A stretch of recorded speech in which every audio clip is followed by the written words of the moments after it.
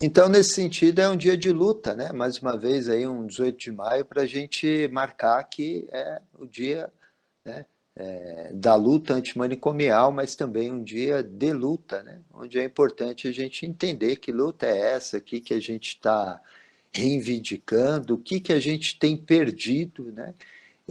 E o quanto que a gente vai precisar remar e se unir e juntar forças e pensar essa questão de uma forma como ela exige, né? Complexa. Bom, eu, como comentei aqui, tenho uma ideia de fazer uma fala breve, né? Só trazer aqui algumas pinceladas. Eu fico muito lisonjeado com o convite, mas acho que o mais importante é a gente bater papo.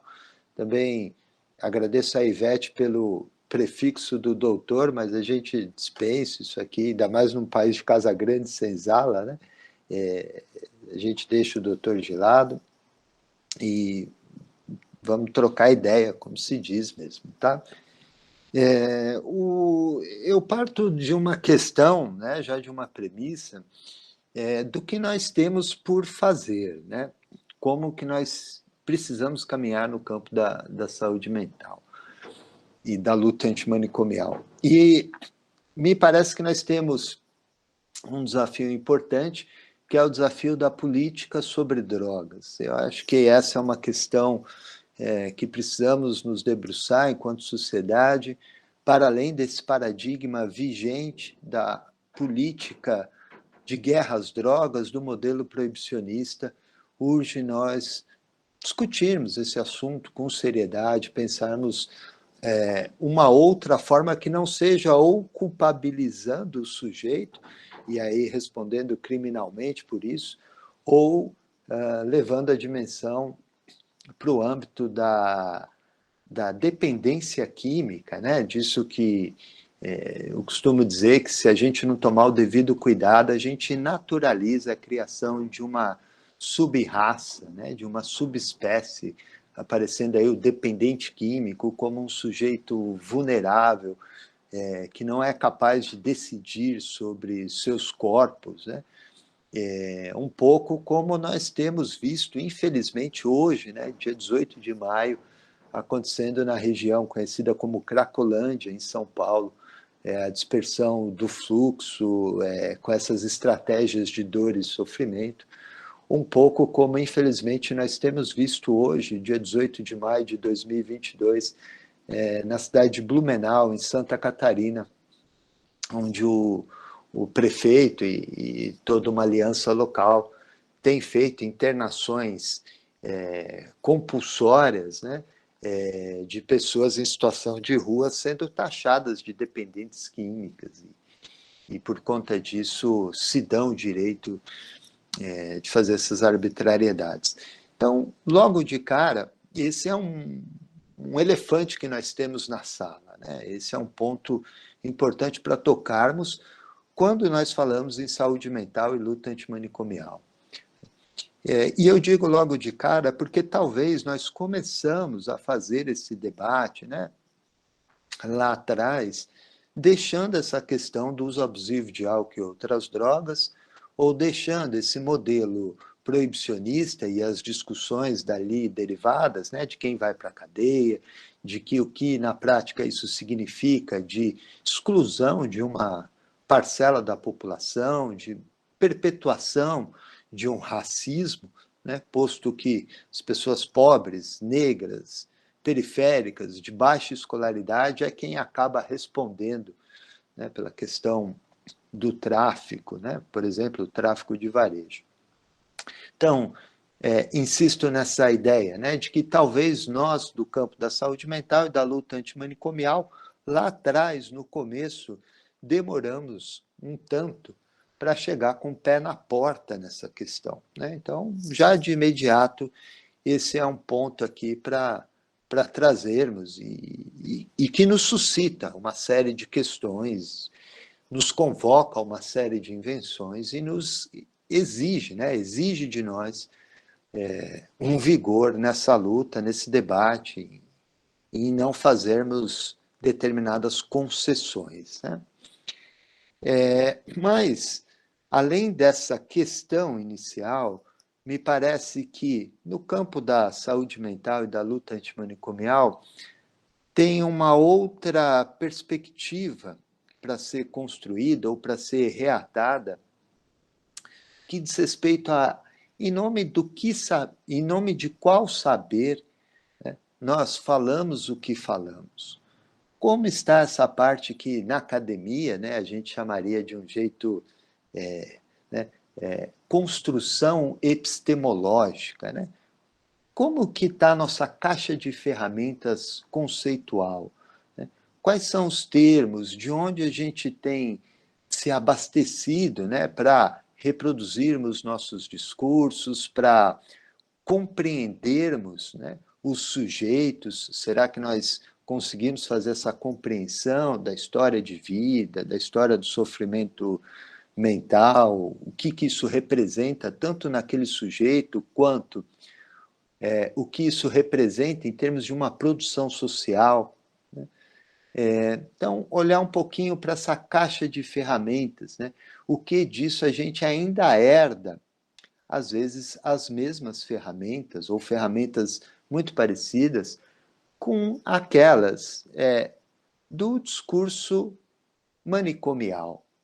Aquelas ferramentas, eu me refiro à construção de um tipo de saber onde o saber médico ocupa o topo da pirâmide, né? Onde esse discurso sobre o que é doença ou o que é saúde, né, ocupa esse tipo de discurso, é naturalizado, é normalizado, né? Então, às vezes a gente lida, eu comentava isso do risco da dependência química vir a ser uma espécie de sub-raça, né, se nós não tomarmos cuidado, e nós vamos, né, no jargão, no dia a dia, naturalizando, é TDAH, mas é borderline, mas ali é personalidade, mas ali tem uma histeria, né? E vamos, muitas vezes, não tomando os devidos cuidados com essas ferramentas. E ferramentas exigem cuidados, né? Uma faca pode cortar. Nesse sentido, né, de como que está a nossa construção epistemológica, como que está a nossa caixa de ferramentas, essa é uma proposição, talvez a gente precise acertar as contas no campo da luta antimanicomial com as produções estéticas, culturais, né? Quer dizer, em outras palavras, como que está o nosso radar para produzir saber, produzir conhecimento, afirmar novas formas de existência, novas formas de lidar com a vida a partir das produções estéticas, artísticas, culturais de um determinado período? O quanto da nossa formação, né? Pô, a gente está no outro 18 de maio, eu já estava até fazendo as contas, acho que já são uns 20, 18 de maio, né? Que eu estou aí desde estudante, né? E não sei quanto a vocês, mas eu garanto que em muitas faculdades do Brasil hoje está passando Bicho de Sete Cabeças, do Rodrigo Santoro, Laís Brodansky, né? E, ok, é um tremendo filme, é uma tremenda história, né? Mas há quanto tempo que a gente tem reproduzido esse tipo de produção? Ou, né, como é que está o nosso manancial estético, artístico, cultural para a gente fazer, né, para a gente se abastecer, para a gente ter outros substratos para pensarmos as questões de sofrimento mental, incluindo sofrimento mental decorrente do uso abusivo de álcool e outras drogas na contemporaneidade. E é um pouquinho aí, né, o que eu queria posicionar, desses breves comentários para a gente seguir para o debate, entendendo que essa fratura ela não é nova, né? E para fazer esse percurso, eu recorro a um texto do professor Peter Paul Pelbart, Loucura e Desrazão, da clausura do fora ao fora da clausura. É um texto dele, o professor Peter Paul Pelbert, ele, entre tantos predicados, né, coordena um grupo de teatro, ENS, com pessoas que ali são denominadas atores, né, mas que no nosso campo facilmente seriam taxadas como portadoras de psicoses, tipo a esquizofrenia, enfim, talvez a gente olharia essa questão, né, do estigma que a gente tanto busca combater, desconstruir, criticar no manicômio, né? Mas às vezes a gente reproduz quando fala um grupo de teatro de psicóticos, de pessoas com depressão, né? E não um grupo de teatro de atores, né? Mas no caso é assim que eles se localizam. E, enfim, um grupo que viaja, que excursiona, que tem toda uma peculiaridade, uma condição peculiar, comenta ele, né? E entre esses predicados, o professor entregou esse texto, né, essa análise da clausura do fora ao fora da clausura, onde aponta exatamente essa pista, né, de que essa fratura da, do entendimento do sofrimento psíquico enquanto algo clínico e enquanto algo cultural, essa fratura ela não é nova, né? Então, veja, por exemplo, que lá atrás, na Grécia Antiga, o Sócrates fez uma espécie de mapa da loucura, né? Conta ele. Um mapa da loucura onde ele pudesse ver um tipo de loucura humana produzida por doenças, né? Ou seja, eu gosto de traduzir isso aqui como algo do hardware, né? Algo do corpo, do organismo, né? Que permitia explicar as perturbações do espírito pelo desequilíbrio do corpo. E separava esse tipo de loucura humana, né, do desequilíbrio do corpo, do hardware, daquele outro tipo de loucura que seria a loucura divina, né? Então, nós estamos em Sócrates, filósofo grego, 400 anos antes de Cristo, né? E toda aquela simbologia que, de uma forma ou de outra, num país colonizado como o nosso, pelo pensamento ocidental, europeu, branco, etc., acaba sendo a matriz do pensamento do colonizador, né? Então, vale a pena dar uma olhada nesse sentido. Então, Sócrates estava se referindo a essas loucuras divinas, separadas, portanto, dessas causadas pelo desequilíbrio do corpo, de diferentes modos, né? Por exemplo, a loucura profética, né?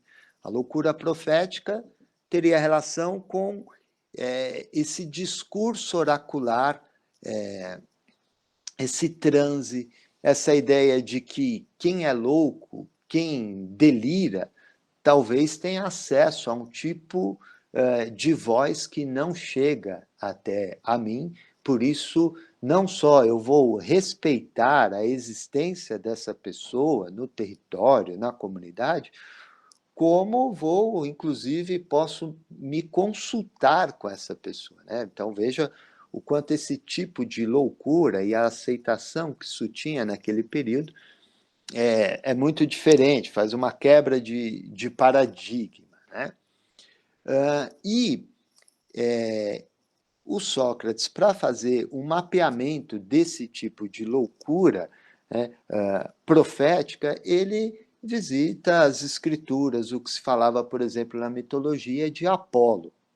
Ou seja, né, ele faz um estudo não sobre o corpo, né, mas sobre o arsenal estético, artístico, as narrativas que se tinha à mão naquela época. Da mesma forma, quando Sócrates vai catalogar um outro tipo de loucura dentro desse ramo, né? Das chamadas loucuras divinas. Essa seria a loucura ritual.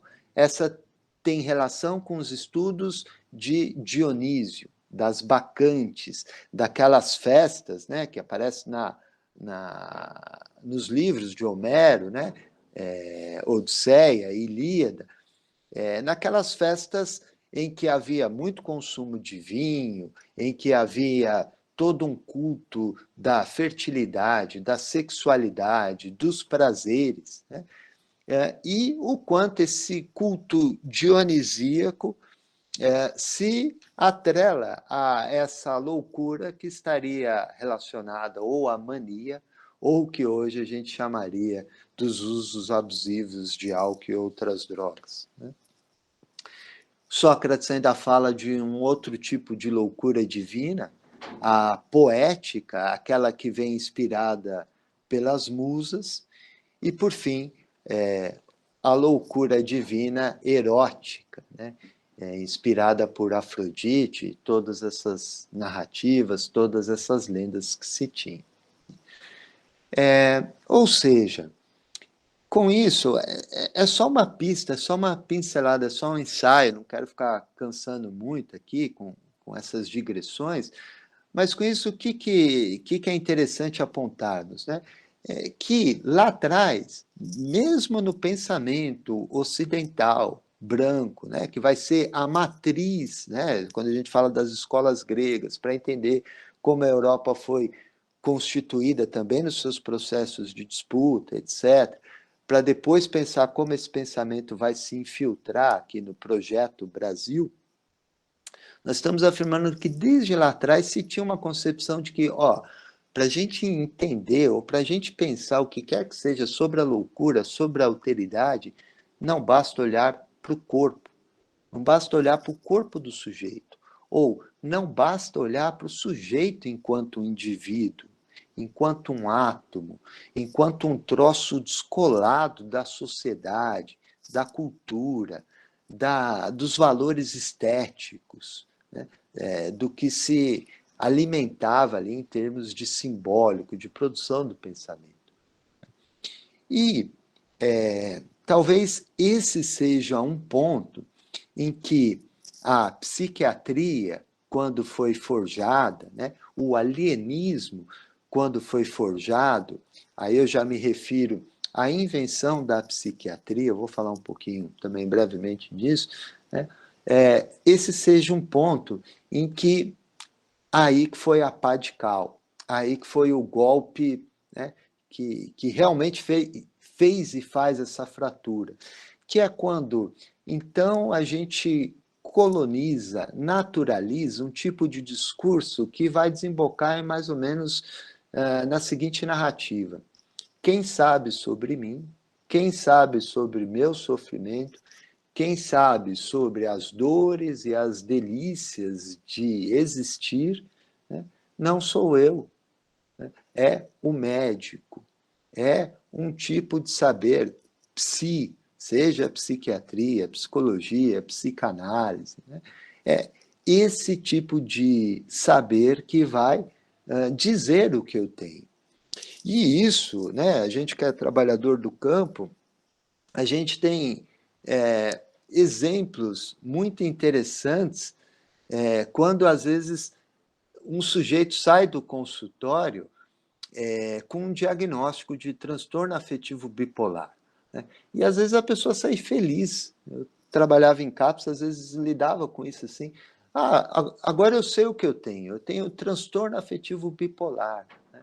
Como se isso explicasse, como se isso, né, funcionasse como, com todo o respeito aqui a todas as crenças e cosmovisões, mas como se isso funcionasse como uma espécie de, bom, eu tenho o que eu tenho porque eu sou gêmeos com ascendente em aquário, na quinta casa de escorpião, algo assim.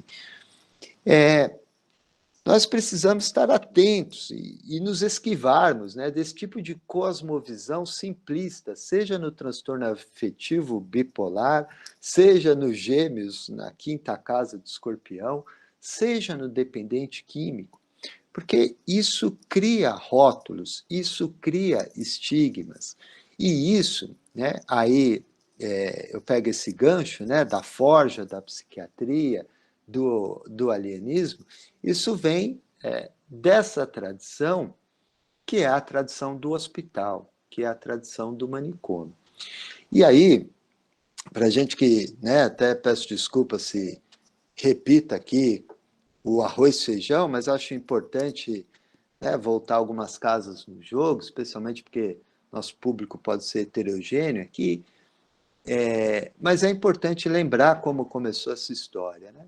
Muitas vezes, né, ainda hoje, tive o desprazer de ver um post do atual coordenador da política de saúde mental, álcool e drogas, né, do atual governo, o senhor Quirino Cordeiro Júnior, em que dizia que a luta antimanicomial era um tipo de terraplanismo, né? Legitimando, né? Fazendo esses discursos do quanto as pessoas estão desassistidas, o quanto os pacientes ficaram sem assistência por conta da luta antimanicomial. Pasme, a gente lida com esse tipo de... Bom, a gente viu uma suástica aqui há pouco, né? Então, isso diz muito da gravidade do tempo histórico que vivemos. Né? Mas como chega nesse tipo de formulação? Né? Bom, parte-se de uma premissa de que, então, internando você resolve. Né? Você vai resolver o problema do dependente químico de Blumenau ou da Cracolândia, em São Paulo, onde as pessoas, agora se discute isso, né, vão ser levadas para a delegacia, para a partir da delegacia ser levada para o tratamento. Né? Quer dizer, veja como a coerção é forte. Né? Bom, como se constrói esse pensamento? Né? Ele vem um pouco naquela ideia de que internar é um tratamento, é uma terapêutica. Portanto, internar é uma recomendação da psiquiatria. Mas é importante voltarmos às casas no jogo para entender que não é internar que é uma recomendação da psiquiatria, mas a psiquiatria, o alienismo, é filha da internação. Né? Essa ciência só desponta como tal no iluminismo porque primeiro havia os hospícios, os hospitais que na época eram, isso diz o Foucault, né, hospedarias para as pessoas terem uma boa morte, amontoava as pessoas, amontoava-se ali os indesejáveis. E só depois, em um outro momento no iluminismo, é que entra o corpo médico ali. Né? Aí que vem o gesto de Pinel, Felipe Pinel, né? Que passa tirando as pessoas das correntes e criando categorias a partir da observação que se tinha ali dentro. Né? Tem toda uma conversa, o professor Paulo Amarante fala isso muito bem, né? Do quanto Pinel estaria atrelado a uma tradição filosófica do Locke, do empirismo, da observação, o que já era revolucionário para a época, porque se opunha à perspectiva cartesiana. Tem toda uma questão do próprio Pinel ter sido um dos participantes da Revolução Francesa, etc. e tal. Mas o que a gente está marcando é que há um tipo de saber sobre as doenças, sobre as enfermidades, que é produzido in vitro, que é produzido dentro de um jardim das espécies, que é o manicômio, que é o que depois vai ser o hospital psiquiátrico. Né? E nós, no campo, a gente estuda uma série de tentativas de reforma psiquiátrica. Né? O que o Pinel fez com o seu gesto de tirar as pessoas das correntes foi, de certa forma, uma reforma psiquiátrica. O que os hospitais colônia, né? Aqui nós temos o Hospital Colônia Adalto Botelho, né? Que pega essa tradição de fazer um hospital longe, no campo, com horta, etc. e tal, né? Também foram uma tentativa de reforma psiquiátrica. Quando a gente estuda, mesmo as experiências progressistas de Tosquelles, San Alban, o próprio Peter Paul Pelbert conta isso também, entre outros autores, né? Com toda aquela ideia de trazer os surrealistas para dentro ali do contexto hospitalar, manicomial, e fazer uma outra discussão de, né, de clubes, de comitivas. Tem uma história até que, em determinado momento, né, acho que vocês já ouviram falar na expressão PQ, né? E acho que vocês já ouviram falar que, às vezes, quem assume um concurso público, o castigo, o último lugar a ser assumido é o PQ, é o CAPS, é a saúde mental. Muitas vezes, acontece com todas as profissões, todos os saberes, né? A enfermagem é muito marcada por isso, né? O último lugar vai ser o PQ, né? Dentro dessa estigmatização. Pois bem, notem que isso não é novo, né? O Tosquelles comentava isso desse hospital que ele administrava, o San Alban, em que as enfermeiras não queriam assumir ali o posto no hospital por todo o estigma da loucura e não tinha quem trabalhasse com a enfermagem. Então, veja, ele traz prostitutas, profissionais do sexo, para fazer esse trabalho de cuidar das pessoas ali internadas com uma condição de que não mantivesse relação com as pessoas, né? E isso produz um giro de cuidado, de afeto, né? Bom, isso pode ser considerado uma reforma psiquiátrica também por estar dentro do hospital. Se a gente pega outras tentativas, as comunidades terapêuticas nascem como uma aposta de reforma psiquiátrica. No seu cerne, lá, Maxwell Jones, uma experiência quase hippie, quase arcadista, né? De refundar aí uma sociedade alternativa, né? É claro que isso é deturpado e levado para uma outra proporção aqui no Brasil, nas assim auto-intituladas comunidades terapêuticas. Outro tipo de reforma. Mas é aí que eu gostaria de pegar o gancho para fechar, para a gente chegar no debate. Essas reformas, elas são cosméticas, elas acabam maquiando, elas se resumem a tirar o cheiro da urina dos hospícios, se tanto, a encerar o chão, para o chão ficar brilhando, ao invés daquele lugar, aquelas cenas terríveis que a gente vê, por exemplo, no Holocausto Brasileiro, de Daniela Arbex, ou mesmo num, tem um documentário que eu gosto de recomendar, Estutífera Naves, né, a Nau dos Loucos, que pega filmagens ali da colônia Juliano Moreira, nos anos 1980, aquelas cenas, né, enfim, que motiva estarmos aqui, né, para que aquilo nunca mais se repita, aquela barbárie, aquele holocausto. Pois bem, mas eu me refiro a essas reformas que que apenas fazem maquiagem. Por quê? Porque elas não chegam a desconstruir essa caixa de ferramentas, esse arsenal que é produzido em um contexto positivista, que é produzido com um tipo de ciência que não é isenta, que muitas vezes se legitima pela moral, pelas ideias de normalidade, o que é normal, o que é patológico, e precisamos avançar nessa desconstrução, ou pelo menos, né, nessa desnaturalização.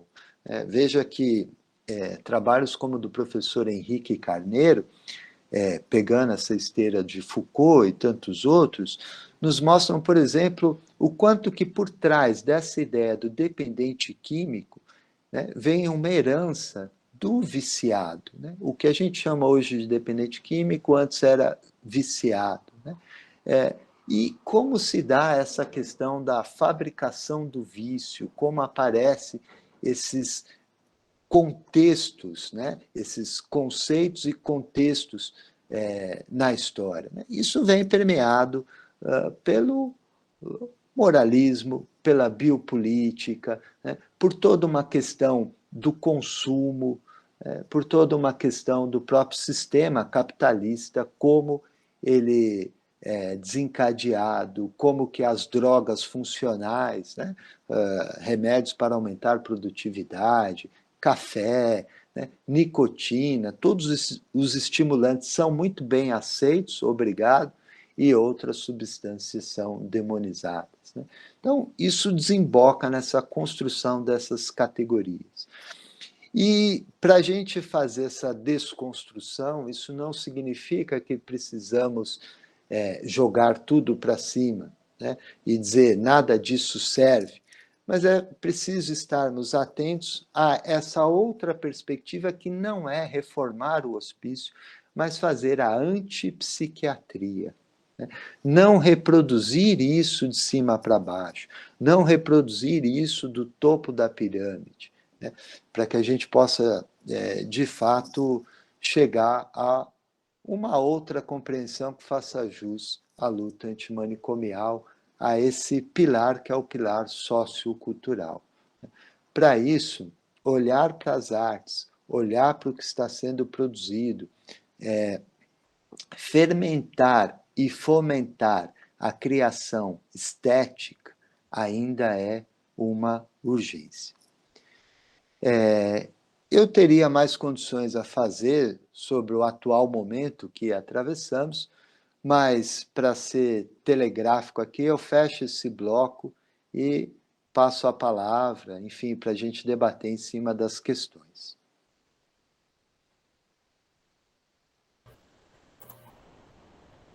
Obrigada, doutora Thieres, né? Thieres, desculpe.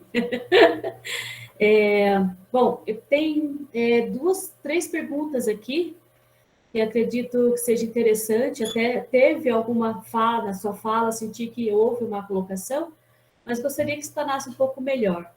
A pergunta até é minha, tá?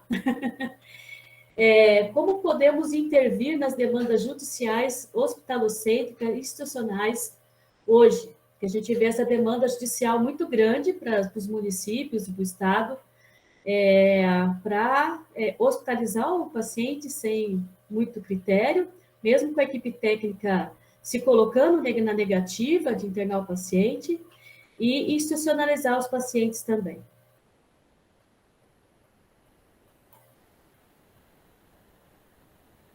Bom, é uma questão muito atual, Ivete, e muito antiga, né? Veja que esses hospitais psiquiátricos, antes de serem o que era, né? O que o Foucault estuda, por exemplo, é um hospital geral na França, criado por um rei em 1600 e qualquer coisa, em que o hospital ele funcionava com poder de polícia, ele já vinha atrelado de uma espécie de judiciário ali, né? Porque o que estava em jogo era mandar prender, né? Mandar internar, né? E essa questão entre como é construída a verdade, ela é inseparável das formas jurídicas, né? Essa é a colocação do Foucault. E se a gente não elabora os nossos fantasmas, os nossos traumas, os nossos sintomas, isso volta, né? É o bom e velho retorno do recalcado, né? Se nós não conseguirmos elaborar essa fratura, né, como se dá essa relação entre a produção de saber e a produção de justiça, se a gente não elaborar esse trauma, isso volta, né? E volta nessa forma como nós estamos vivendo hoje. Quer dizer, é quando o juiz manda, né? Tem que internar, tem que mandar para a comunidade terapêutica, né? Tem que fazer, enfim, o que quer que seja. Aí eu não sei como que é a realidade do município, né? Como que são as questões, e quem dera se eu tivesse uma resposta. Mas acho que uma linha de raciocínio é a gente ter, né, um olho no micropolítico e outro olho no macropolítico, né? No micropolítico é como construir essas relações com o judiciário, como desconstruir, né, esses imperativos, né? Como nos embasarmos de qualidade técnica para os nossos pareceres e de contundência para dizer, não, aqui, da parte do que nos compete enquanto avaliação técnica, não há indicação para internação, se esse for o caso, né? Estou tomando esse exemplo. Então, acho que isso é importante, né? De insistir no micropolítico, seja em construir agenciamentos, seja em recusa, né? Seja em manter o ponto de vista técnico meio, né, que naquela linha água mole em pedra dura, tanto bate até que fura. Isso da ordem da micropolítica, da construção de redes locais, da lida do dia a dia. Isso pode estar em telefonemas, isso pode estar em um parecer bem construído, isso pode estar em eventos, enfim. Mas a gente também tem essa outra leitura da ordem da macropolítica, quer dizer, que demanda é essa, né?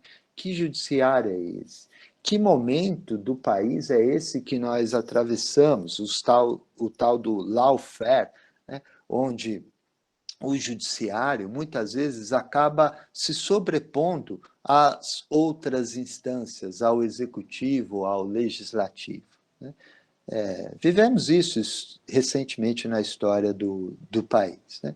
Então, é importante olharmos que sede de justiça é essa, né? E fazer isso no Brasil hoje é indissociável de fazer o debate político, de fazer o debate sobre como o fascismo é construído e naturalizado, né? E que tipo de sociedade é essa, né? Bom, fecho aqui, Ivete, falando isso, né? Esse debate da luta antimanicomial nunca foi, ou da antipsiquiatria, né? O Franco Basaglia e tantos outros, eles nunca queriam curar doenças. Não é esse o projeto. Nós não trabalhamos para curar doenças, né? Primeiro porque nós não chamamos mais de doença, né? Nós trabalhamos com saúde mental e não com doença mental. Segundo, que nós não entendemos que há cura, né? Veja, desde o Freud a gente fala que cura é amar e trabalhar, né? Então, que ideal de cura é esse, né? Então, é isso. Nós não trabalhamos para curar doenças, diria o Franco Basaglia, aqui numa tradução livre. O que nós estamos fazendo é tentar mudar o mundo, é tentar mudar a sociedade, é tentar mudar as relações de produção para que, a partir daí, a gente, primeiro, tenha acolhida a todo tipo de diferença. E, segundo, a gente não produza tanta loucura, tanto sofrimento, tanto capitalismo e esquizofrenia, para fazer uma paráfrase aqui com um livro de dois autores que muito me nutrem, Gilles Deleuze e Félix Guattari. Então, eu iria um pouco nessa perspectiva, Ivete, mas, evidentemente, é um dos temas da vez, né? Obrigado, doutor. Tem outra pergunta aqui, de uma outra autora, que é a Ivete de novo. Como o doutor vê, está ameaçada essa luta que foram as duras penas? Sente que essa luta está sendo ameaçada no momento? Pois é, né, gente? Sim, está muito ameaçada, né? A primeira questão é o que, de fato, nós conseguimos do jeito que desejamos, né? Veja, quando o projeto da Lei 10.216/2001, projeto do Paulo Delgado, foi apresentado na Câmara dos Deputados em 1989, era um projeto que apontava para o fechamento dos hospícios, dos hospitais psiquiátricos. Esse projeto de lei, ele tramitou por 13 anos, ele só foi aprovado em 2001, né? E foi feito, como a gente diz, uma série de arregos, uma série de concessões. A gente não conseguiu aprovar a lei da luta antimanicomial, da Carta de Bauru, daquele movimento, dizendo nós vamos fechar os hospitais psiquiátricos. A gente conseguiu aprovar uma lei que falava de um fechamento gradativo na medida em que a gente ia alocando os recursos no setor secundário, né, representado primeiro pelo CAPS e depois no setor da atenção primária em saúde, com o movimento que vem depois com a RAPS, né? Então, né, o que a gente conquistou está ameaçado, né? Primeiro que a gente nem conquistou o que a gente desejava, da forma como talvez precisássemos, da forma como o Brasil se inspirou dessas correntes italianas, da antipsiquiatria e tudo mais, no bojo daquele momento político da redemocratização, da criação do SUS, da Constituição de 1988. Segundo, que muito do que foi implantado no modelo dos CAPs, em muitos lugares, apesar de ter esse nome CAPs, reproduziam, um pouco naquela linha do que eu comentava, não só os diagnósticos, não só a caixa de ferramentas, mas reproduzia a cosmovisão, as terapêuticas ainda muito atreladas a essa concepção da psiquiatria, do manicômio. Quando eu falo isso, gente, não é dizendo a psiquiatria não serve, os remédios não servem, né? Mas trazendo isso como um dos lugares, um dos saberes, um saber importante, uma ferramenta importante, desde quando orquestradas com outros saberes, outras ferramentas, outras terapêuticas, né? Por isso que a gente fala de atenção psicossocial, né? Então, esse é um outro ponto também, né? Quer dizer, quantos CAPs, enquanto dispositivos antimanicomiais de contenção, inclusive em momentos de crise, né, com coeficiente para lidar com a crise, quanto de fato a gente conseguiu implantar e sustentar no Brasil, né? Como que a gente de fato chegou a desenvolver um equipamento para o uso abusivo de álcool e outras drogas que fizesse frente aos processos de hospitalização e de manicomialização, como as comunidades terapêuticas reproduzem, né? Quer dizer, veja, a gente só corrige essa rota conceitual a partir de 2011, quando a gente cria a RAPS, a Rede de Atenção Psicossocial, e diz, agora não é o CAPS no centro do negócio, mas é uma rede de cuidado, talvez atenção primária em saúde no centro, e a gente cria, concebe equipamentos como as unidades de acolhimento transitório, que são, né, como a gente chamaria, repúblicas, moradias, né, casas com 12, 15 pessoas assistidas por uma equipe de saúde, atreladas ao CAPS com um projeto terapêutico singular único, para aí sim, nesse modelo, fazermos frente às comunidades terapêuticas, a esse modelo de hospitalocêntrico que não foi desmontado, foi recauchutado e voltou com a corda toda, né?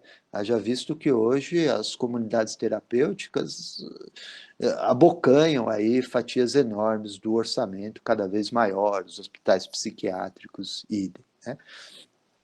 Então, me parece que essas são questões para a gente colocar, né? Quer dizer, o que a gente conseguiu implantar como a gente desejava, né? E, claro, né, reconhecer que são muitas perdas, né? Eu diria que entre os riscos, né, a ambulatorização enquanto tendência, né, essa coisa de, então, vamos resolver a demanda reprimida criando ambulatórios de saúde mental, né, e com isso volta toda aquela lógica biomédica em detrimento da lógica da atenção psicossocial. Eu diria que colocar as estratégias de redução de danos de novo, né, na marginalidade é uma perda tremenda, né? Algo que escorre pelo ralo e que a gente precisa lutar por isso, e lutar dizendo que em nenhum momento redução de danos faz oposição ao paradigma da abstinência, né? Talvez o que a redução de danos se opõe é a questão do proibicionismo, não da abstinência, né? Lutar com embasamentos técnicos, né? Mas aí eu fecho dizendo isso, né? Nós não estamos só falando de uma questão de bom senso, de discussão técnica, né? É preciso estarmos atentos a isso, né? Nós estamos falando de uma questão econômica e política, né? Econômica, porque do mesmo jeito que Paulo Amarante falava lá atrás, que eles tiveram que bater com a indústria da loucura, quanto ganha um hospital psiquiátrico, quanto significa as diárias, né? Aquilo é dinheiro garantido, né? Quanto significa a indústria farmacêutica, né? O que a gente está falando em nome de, tá, então vamos criar aqui diagnósticos para criarmos tratamentos para isso, né? A gente bate nessa questão econômica e a gente também bate numa questão política, né? Política não só no atual momento que nós temos, quem nos representa no município, no estado, na federação, mas político no sentido de qual que é o projeto político que se tem hoje, né? Ou que se tem há algum tempo, né? Quer dizer, é um projeto político que vai na jugular, que vai nos corpos, né? Que vai naquilo que o Foucault chamava de biopolítica, ou naquilo que o Attila Mbembe chamaria de necropolítica, né? A forma de fazer política é um pouco isso que a gente viu no começo da sessão aqui, né? Quer dizer, com símbolos nazistas, né? Você cria uma vida que vale a pena ser investida e naturaliza que outras vidas não só não valem a pena ser investidas, como podem ser descartáveis, né? É isso que o nazismo fazia em Auschwitz, é isso que, de certa forma, né, a gente naturaliza quando diz assim, o sujeito morreu na Cracolândia, né? O Raimundo Nonato, o nome dele, né? Mais um Raimundo Nonato falecido, assassinado no Brasil, né? Bom, também estava envolvido com o que não presta, né? Estava envolvido com crack, né? Esse aí, percebe? A gente vai naturalizando esse tipo de discurso enquanto uma ferramenta política, porque mobiliza afetos, porque capta votos e porque capta e fomenta ódio. E ódio, muitas vezes, é o único gosto que as vidas que perderam sabores se permitem, né?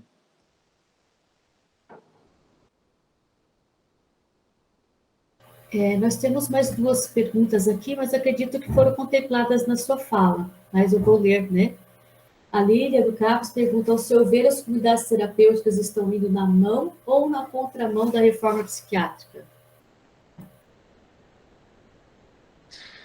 Bom, primeira questão é assim, né? Quando a gente fala de comunidades terapêuticas, no Brasil, a gente sempre tem aí um debate muito forte, muito intenso, e muitas vezes no campo mais progressista a gente reproduz algo do tipo, nós nem vamos falar disso, né? Tem uma questão delicada, porque as comunidades terapêuticas elas se firmaram nos últimos 30 anos e hoje elas têm, né, uma parcela expressiva não só do capital, do dinheiro, mas em muitos lugares elas são o fluxo possível, né? Então, é muito mais complexo de só dizer que estão na mão ou que estão na contramão, né? Primeiro, trazer o elefante para a sala, né? E olhar isso de frente e pensar como fazermos com essa questão. Segundo, que dentro desse conjunto das comunidades terapêuticas, né, não é um conjunto homogêneo, né? Você também tem algumas experiências que são progressistas em alguma medida, né?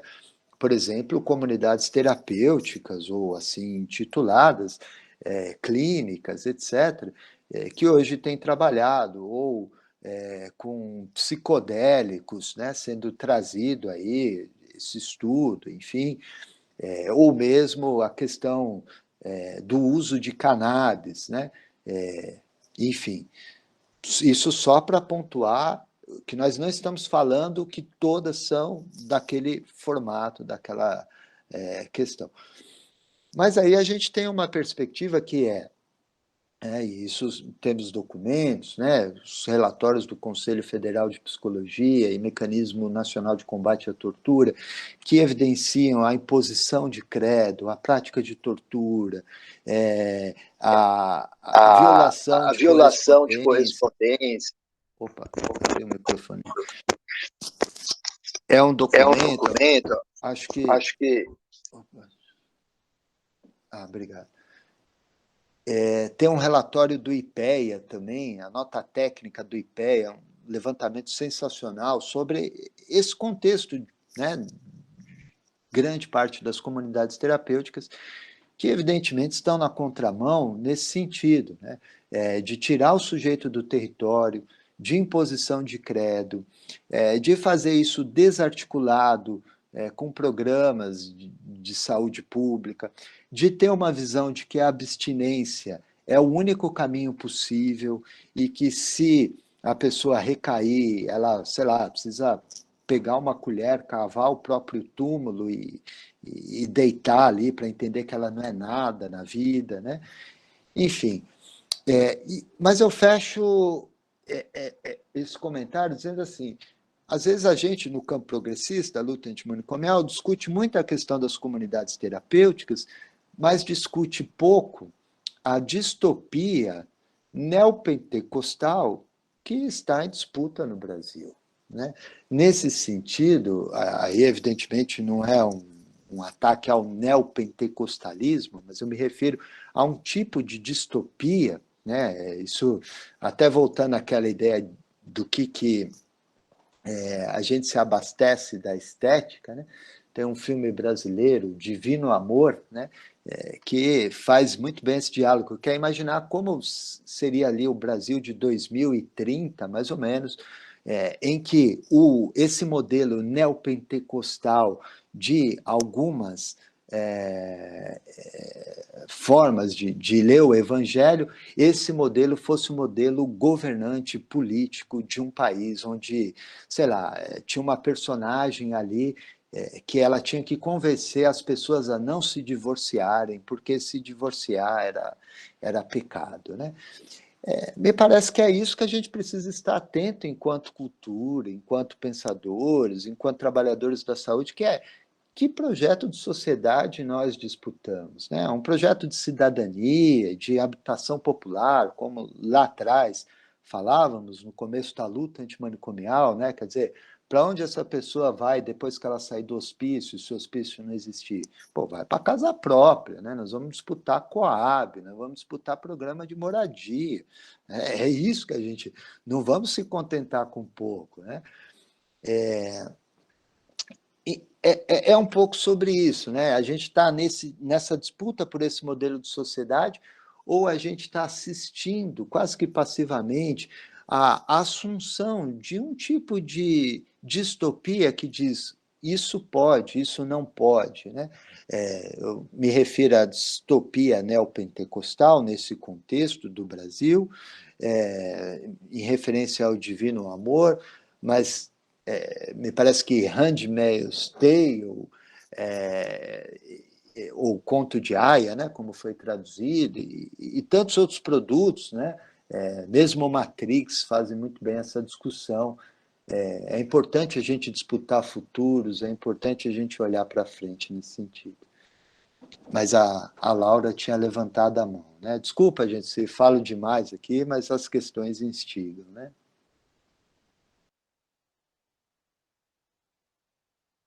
Quer se... Oi, boa noite. Oi, Laura, tudo bem? Tudo, obrigada mais uma vez pela live, pelo convite, ter aceitado. Eu não é exatamente uma pergunta, né? Eu queria compartilhar, não sei se né, o pessoal que está na rede também tem observado, a grande demanda de instituição de longa permanência, tanto da rede quanto de familiares, com a fala de que o hospital só vai ficar 30 dias, no máximo 3 meses. Então, tem aumentado muito a solicitação para instituição de longa permanência, se vocês também têm observado isso, e como que está sendo esse processo. E pega o gancho, Laura. instituição de longa permanência tem nome, chama casa, né? É isso que a gente precisa, né? Ter em mente, disputar isso, né? Os programas de redução de danos, mesmo os programas, né? O Movimento Nacional da População em Situação de Rua já adotam esse lema, né? House first, né? Moradia primeiro, né? Não, primeiro casa. Olha o que a gente vive no Brasil, né? Quanto custa uma casa, quem tem casa, quem não tem, né? E a potência de movimentos sociais, como o movimento dos trabalhadores sem teto, como o movimento dos trabalhadores sem terra, né? Que vai exatamente nesse ponto, de como assim, né? A gente vai discutir um tipo de sociedade antimanicomial, sem grades, sem hospícios, e não vai tocar dedo na ferida, né? Cadê a casa, né? Nós vamos tolerar que as pessoas vão para a cadeia por conta de 50 gramas de maconha, só porque é pobre? A gente vai naturalizar isso, né? Então, eu colocaria por aí a provocação, né?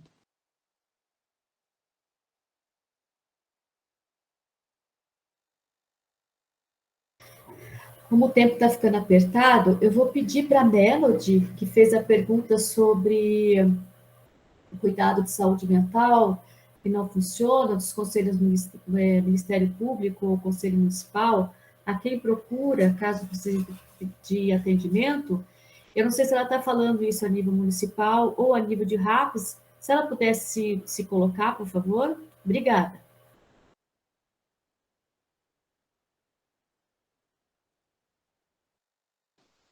Oi, você quer que eu fale? Oi, Melody. Já? Tudo bom? Boa noite. Tudo bom? Não, eu tinha colocado a questão, quais são efetivamente os recursos que existem, né? Assim, não, a gente, até você comentou, até na pergunta da Ivete, em relação à demanda judicial de internamento, a equipe técnica entende que não é caso de internamento. Nessa situação, é caso do quê, né? Quais são os recursos, quais são as que efetivamente se colocam no lugar de. Então, não é caso de internamento, não é caso de hospitalização, a gente, né, não tem essa direção, mas qual é a direção? O que temos de fato para oferecer? Né? Essa é a pergunta. E aí, no caso, quando não tem, ou quando se percebe que existem falhas na rede de saúde mental, quem buscar? Né? Daí falando no nível pensando no nível municipal, que é a minha prática, né? A gente busca conselho municipal, a gente busca Ministério Público, a gente busca quem, né? Quem que está nesse que a gente pode pedir ajuda, né? É mais ou menos nesse sentido. Pois é, eu diria que todas as alternativas, né? Assim, a primeira questão é pensar um pouquinho, né? Hoje, a gente tem condições de fazer isso, da força da atenção primária em saúde. Né? Atenção primária em saúde, atenção básica, né? É o que a gente precisa, de fato, disputar quando a gente fala de saúde mental e luta antimanicomial. Né? A gente precisa garantir um cuidado de base territorial. Temos alguns avanços, né? Acho que a discussão sobre estratificação de risco, embora ela tenha todas as suas polêmicas, né? Mas é uma discussão importante, porque vem nesse sentido de pelo menos conhecer a realidade de um determinado território, mas ainda há muito que caminhar, né? A começar por, de fato, equipes mínimas de saúde mental ou fortalecimento do NASF, né? O que a gente teve alguns golpes nos últimos anos, né? A começar pela discussão da potência da estratégia de saúde da família, o que a gente também teve outros golpes, isso foi enxugado nos últimos anos, né? Mas só com a atenção primária em saúde fortalecida que a gente vai conseguir, de fato, fazer um território, implantar um modelo de cuidado substitutivo. Não adianta ter o CAPS, né? Demorou muito para a gente sacar isso, né?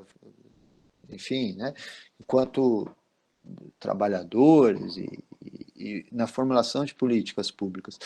Porque o resultado sei lá, eu trabalhava em CAPS, estagiava também, né? Tinha pessoas que estavam 4 anos no CAPS. 4, 5 anos no CAPS, né? Pode isso, né? Quer dizer, o CAPS não é um lugar para colocar para dentro, é um lugar para colocar para fora, né? É essa a lógica. Colocar para dentro é hospital psiquiátrico, né? Então, para fazer isso, é preciso ter atenção primária de saúde fortalecida. E preciso uma série de outros equipamentos que a RAPS prevê, né? Centro de convivência, que não por acaso está na atenção primária, né? São muito raros os centros de convivência, unidade de acolhimento transitório. A gente teve outro golpe recentemente na política de desinstitucionalização, a revogação de uma série de portarias, como do programa de volta para casa, né, que garantia isso. Então, assim, eu diria que a gente precisa fazer esse debate, fortalecer isso politicamente, para a gente disputar essas políticas públicas, né? Esse é um ponto da questão. E fazer isso significa, então, tanto construindo debate político para que a gente tenha pessoas mais conscientes nas eleições, por exemplo, né? Construindo no sentido de que as pessoas participem não só das eleições, mas participem do controle social nos seus diferentes mecanismos, né? Seja contínuos, como o caso dos conselhos de saúde, seja sazonais, que acontecem de tempos em tempos, como o caso da Conferência de Saúde Mental, né, que teremos. É assim que a gente... São essas ferramentas que temos, né, de construção. E, claro, os equipamentos de denúncia. Aí a gente entra, né? Ministério Público, né? E é importante que seja um Ministério Público atuante, né? Que não seja só um Ministério Público para, beleza, colocar panos quentes, né? Defensoria Pública, né? Ouvidorias, né? Acho que numa lógica de neoliberalismo, as ouvidorias é sempre um canal que acaba tendo voz, em que a pessoa acaba sendo ouvida, seja em nível municipal, estadual e principalmente federal, né? Isso a gente que trabalha sabe o que é. Tem uma ouvidoria aqui que chegou, tá? Então, acho que são questões interessantes para a gente trazer. Mas nessa perspectiva também, né, Melody, que essa disputa ela é por saúde, mas não é só por saúde, ou pelo menos, né, é importante que a gente entenda a saúde num contexto abrangente. A gente não quer só comida, a gente quer bebida, diversão e arte, né? A gente quer trabalho digno, né? Habitação, condição para amar, condição para ser respeitado na sua dignidade, respeito aos direitos humanos, daí para cima, né?